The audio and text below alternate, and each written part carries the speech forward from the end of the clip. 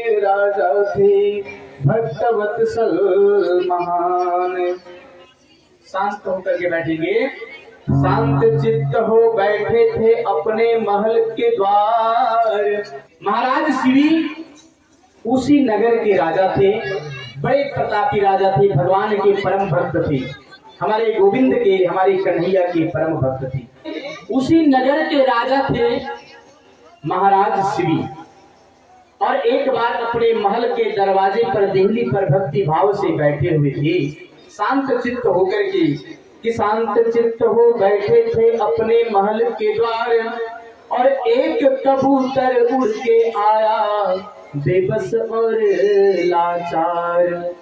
कहीं से एक कबूतर फड़फड़ाते हुए आया बेबस लाचार, और छिपा वो उनके धोती में, तो छिपा वो उनके धोती में, और पीछे से मेरा आहार है न छोड़ूंगा इसे यार। हे राजन, यह कबूतर मेरा आहार है, यह मेरे निशाने पर है, मैं इसके पीछे पीछे आ रहा हूँ, तुम इसे छोड़ दो, यह मेरा प्रथम आहार है। अब बताइए, आपके घर पर भागते भागते कोई थका हारा डर के आपके घर में आ जाए तो उसे आप शरण दोगे? कहीं से डरा हुआ कोई आपके घर आ जाए, बचा लो मुझे, मेरे पीछे बहुत से दुष्ट पड़े हुए हैं, तो आप क्या करोगे? भगा दोगे? नहीं बाबा, तुम्हारी रक्षा करने के चक्कर में मेरा भी प्राण जा सकता है, इसलिए नहीं। आप दूर से ही देखोगे कि कोई आ रहा है तो अपना उल्की बेड़ा सब बंद कर दोगे। महाराज शिवी बैठे हुए थे शांत भाव से, उनके धौत वस्त्र में, उनकी धोती में एक कबूतर ला करके छिप गया। बेचारा डरा हुआ था। पीछे से विशाल बाज, वह बाज आकर के महाराज से कहता है कि महाराज, यह मेरा आहार है, इसे आप छोड़ दो। तो महाराज कहते हैं कि बताओ, शरण में आए हुए को कहीं कोई छोड़ता है? यह तो मेरी शरणागत में है, मैं इसे कैसे छोड़ सकता हूँ? बाज कह रहा है कि महाराज सुनो बिनती, भूखा हूँ कई दिन से,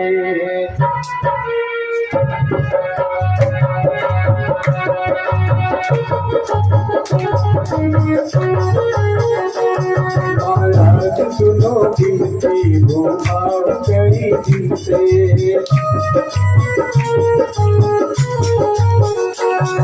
महाराज सुनो बिनती, भूखा हूँ कई दिन से, महाराज सुनो बिनती, भूखा हूँ कई दिन से, ये धर्म नहीं तेरा,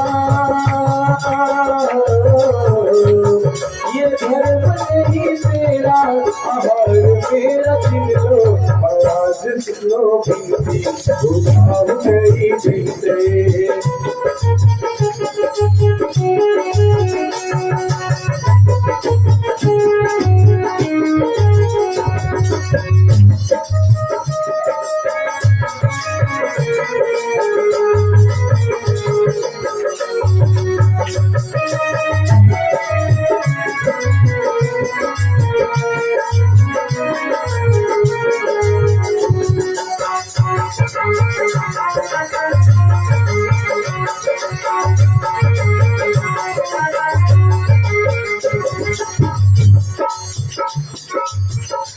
महाराज बोल सुन लो,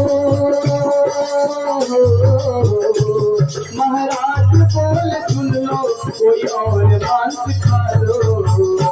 महाराज बोले कि ऐ बात सुनो, कहीं से और जाओ, कोई मांस खा लो, लेकिन यह कबूतर मैं तुम्हें नहीं दे सकता हूँ।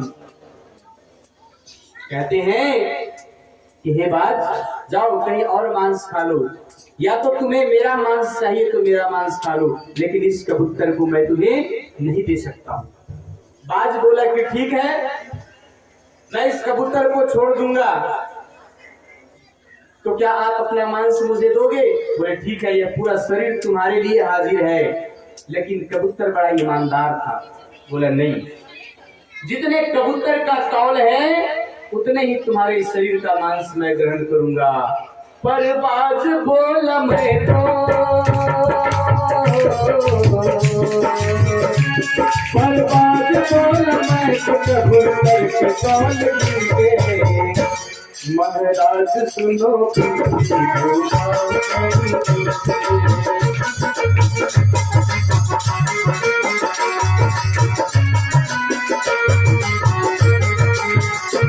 महाराज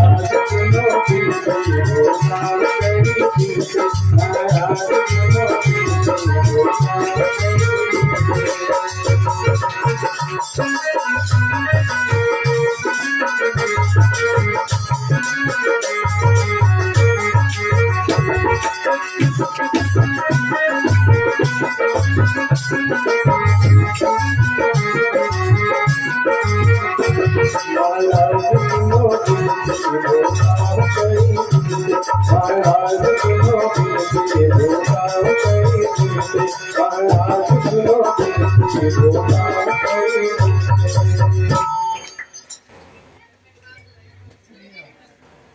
बाज बोला कि हे राजन, मैं उतना ही मांस तुम्हारे शरीर का ग्रहण करूंगा जितना यह कबूतर के शरीर का तौल होगा। महाराज की बात थी और क्या था, तुरंत आदेश दिया दूतों को कि जाओ तराजू काटा मंगवा लिया जाए। और उस राजसभा में बड़े बड़े दो तराजू सज गए और महाराज एक तरफ किसे रख दिया, कबूतर को, और अपनी चमचमाती हुई तलवार को लाया और अपने दाहिने भुजा को काट दिया और दूसरे पल्ले में अपनी भुजा को रख दिया। लेकिन बड़ा आश्चर्य, बड़ी अद्भुत घटना घटी कि 100 ग्राम के मात्र एक कबूतर का भार और महाराज का 2.5 किलो का हाथ। कबूतर नीचे का नीचे रहा और पल्ला ऊपर ही रहा। कवि कहता है कि बड़ा अजगूत देख ली हो राम, तराजू नाही तनी कोही। बड़ा अजगूत देख ली हो राम, तराजू नाही तनी कोही। राजा अपना उठवले तलवार, कमर तक देही काटती है। राजा अपनी उठवले तलवार, कमर तक देही काटती है। बड़ा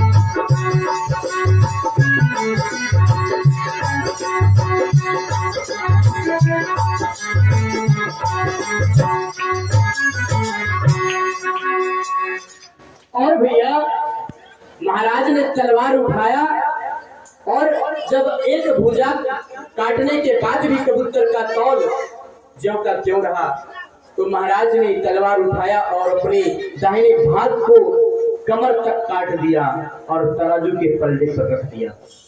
किंतु कबूतर टस से मस नहीं हुआ। तराजू महाराज के शरीर तरफ का जो तराजू था वह जो है जही का तही रहा।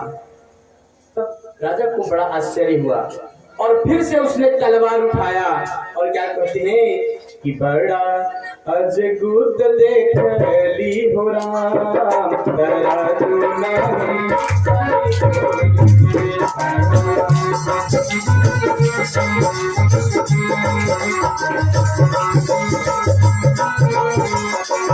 राजा जी उठवले तलवार चरण देवी पाप दिहली राजा जी उठवले तलवार चरण देवी पाप दिहली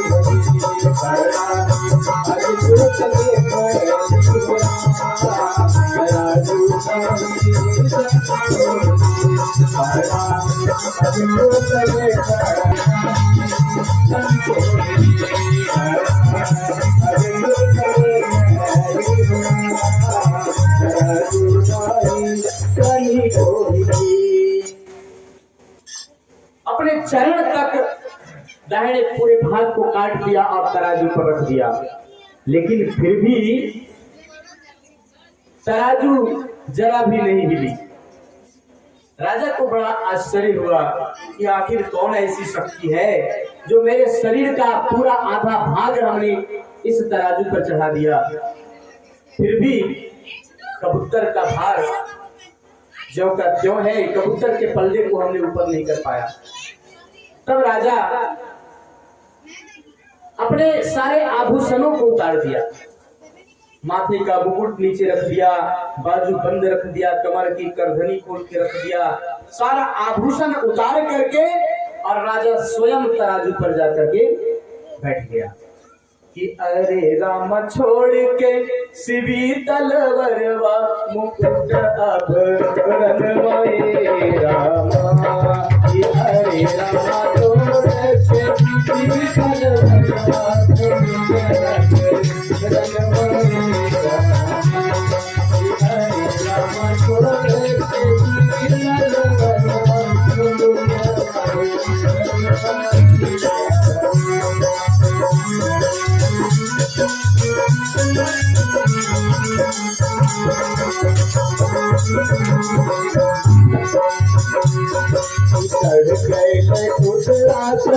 उतर की नरवा चढ़ गए खुदराजा उतर की नरवा थोड़ी के आभ तलवाए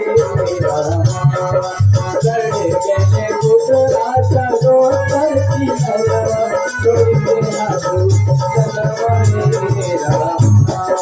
हरे राम छोड़ के शिवी तलवारवा मुकुट अब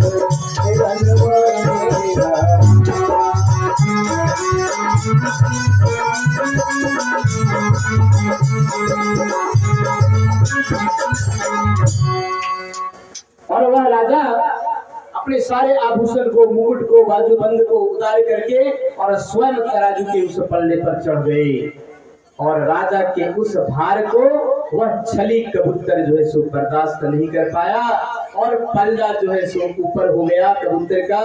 और कवि कहता है कि पल्ला भारी भैले राजा के किनरवा संग पाई मरवा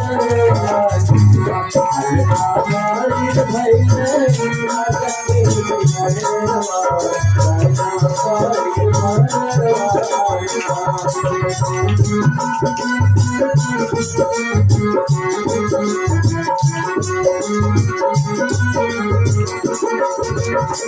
बाबा बैद्यनाथ धाम जाने वाले कांवरिये क्या कहते हैं बाबा भोलेनाथ से,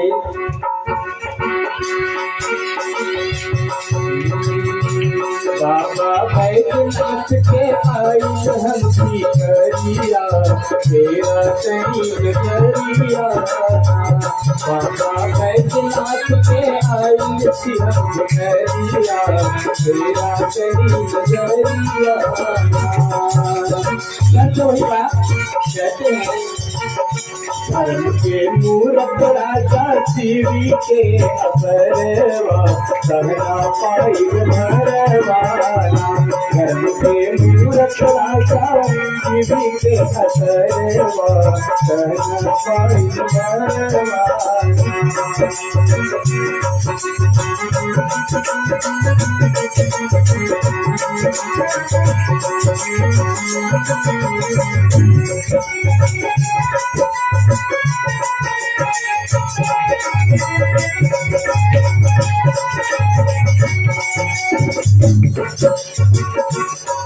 हरे रूप धर के आई अग्निदेव महाराज हो।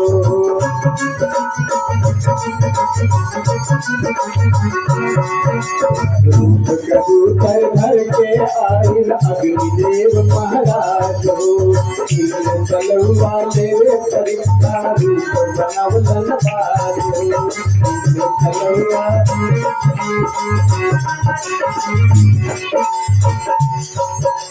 हरे राम प्रगट भइले तुम देव पुरन हरे मन मारे।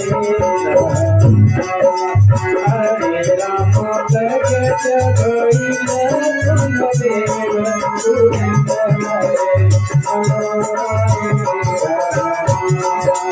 हरे राम छोड़ के तलवार मुकुट हाथ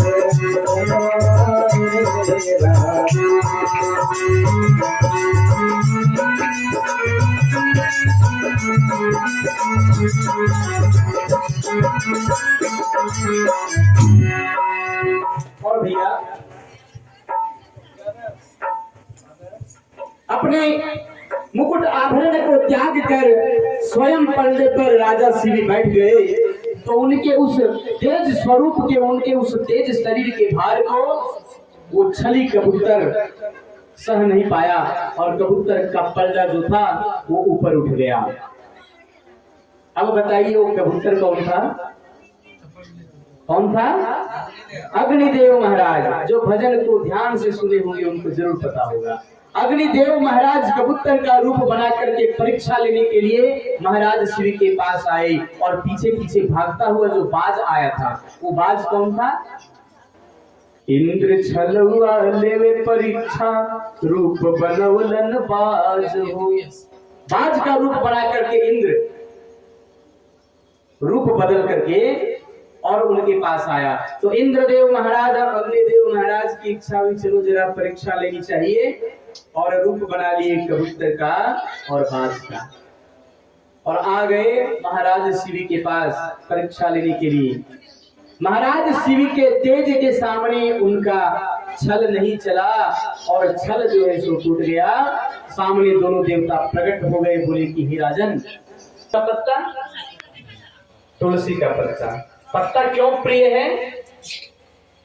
क्योंकि पत्ता सबसे हल्का होता है और हल्के मन से अहंकार को त्याग कर जब भगवान के सामने हम आते हैं तो भगवान हमें स्वीकार करते हैं। पुष्प का दूसरा नाम क्या है? सुमन। बताए जरा, अच्छे विद्यार्थी नहीं हुआ आप लोग। सुंदर मन से जो भगवान के पास जाता है भगवान उसे स्वीकार करते हैं। और फल, पत्रम पुष्पम फलम। फल क्या है? परीक्षा फल। सबसे कड़वा फल क्या होता है? अमरूद का फल, धतूर का फल। उससे भी कड़वा होता है परीक्षा का फल। आज के विद्यार्थियों से पूछा जाए तब जी परीक्षा कैसा गया? बहुत अच्छा। सभी विद्यार्थी जब परीक्षा लिख कर आते हैं, तुम्हारी परीक्षा कैसी गई? बहुत बढ़िया। बेटा रिजल्ट ही बताएगा कि तुम कितना बढ़िया लिख करके आए हो। वो बच्चा एकदम चिंतित रहता है कि बड़ा कड़वा फल है। जब परीक्षा का रिजल्ट घोषित होता है तो जैसे कुनैन की गोली खाते हैं ना, नीम और चिराता पीस करके जैसे पीते हैं खाते हैं और मुंह कैसे बनता है, वैसे विद्यार्थियों का मुंह बन जाता है। परीक्षा फल सबसे कड़वा फल होता है। तुमने इस परीक्षा फल में 100% अंक को प्राप्त किया। हे महाराज, आपका कल्याण होगा। जाओ, आशीर्वाद दिया अग्निदेव और इंद्र महाराज ने और कहते हैं कि महाराज आपका कल्याण होगा, संसार में जैसे घूमेगा।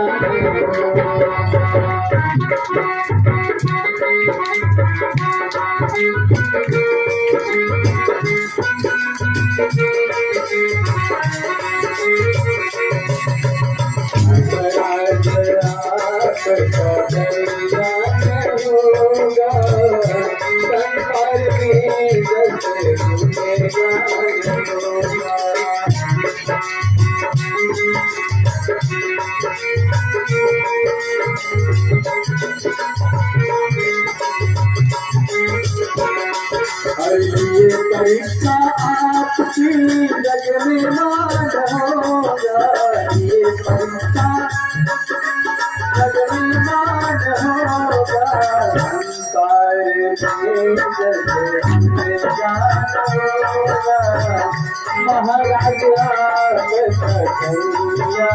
होगा।